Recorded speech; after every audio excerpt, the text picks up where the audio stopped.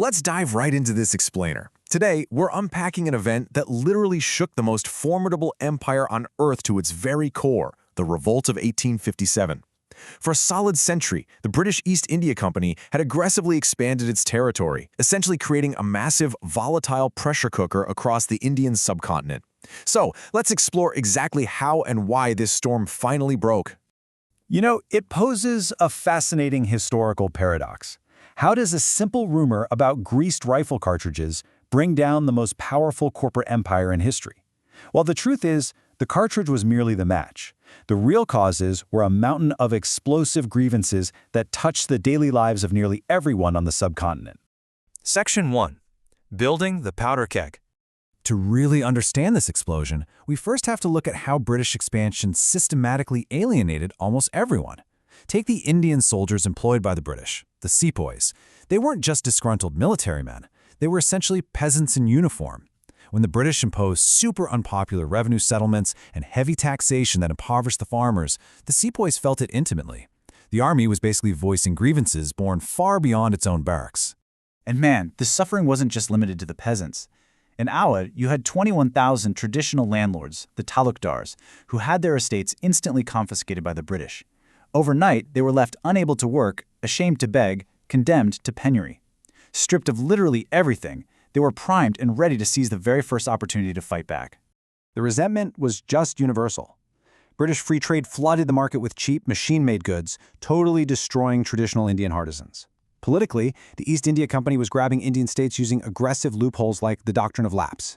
Add in rampant police corruption, conservative fears of Christian missionaries, and new military mandates forcing sepoys to serve overseas, which actually risked their caste status, and the tension was suffocating. Section 2. The spark and the fire. With the powder keg fully loaded, things moved incredibly fast in the spring of 1857.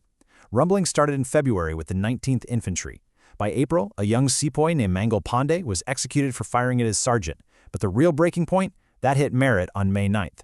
85 soldiers refused orders and were shackled with 10-year prison sentences. The very next day, their comrades broke them out, killed their British officers, and marched straight on Delhi. The revolt was officially on.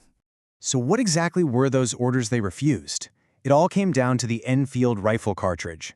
The rumors going around was that the wrapping paper of the cartridge, which you had to bite off before loading, was greased with cow and pig fat. Now, the cow is sacred to Hindus, and the pig is taboo for Muslims. This cartridge didn't create the discontent out of nowhere. It just provided the perfect, universally offensive spark for the simmering anger to explode into the open. 100,000. Just pause and think about that number for a second. That is the estimated civilian death toll in the Awadh region alone. Out of 150,000 total casualties there, the vast majority were everyday people. This proves it was so much more than just a military mutiny. Artisans, shopkeepers, priests, and laborers rose up en masse to attack moneylenders and burn British revenue records. Section 3. Leaders of the Rebellion. As the fire spread from the military camps into the countryside, local figures stepped up to channel the fury of the masses. The storm center spanned a massive geography across the north and east, championed by incredibly diverse leaders.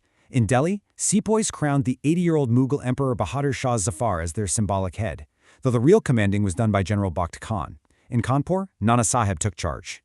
You had Begum Hazrat Mahal in Lucknow, and in Bihar, Kunwar Singh, an old landlord in his 70s, took up the sword. And of course, one of the absolute most iconic figures of the entire period was Rani Lakshmi Bai. Lord Dalhousie had refused to let her adopted son take the throne of Jhansi, annexing the state under that infamous doctrine of lapse. Driven out by British forces, she gave this famous, impassioned battle cry, "Main apni Jhansi nahi dungi," I shall not give away my Jhansi. Her fierce defiance made her an outstanding leader of the revolt before she eventually died on the battlefield in June 1858. Now, here is an absolutely crucial takeaway. A vital, undeniable truth of this period was the absolute unity across religious lines.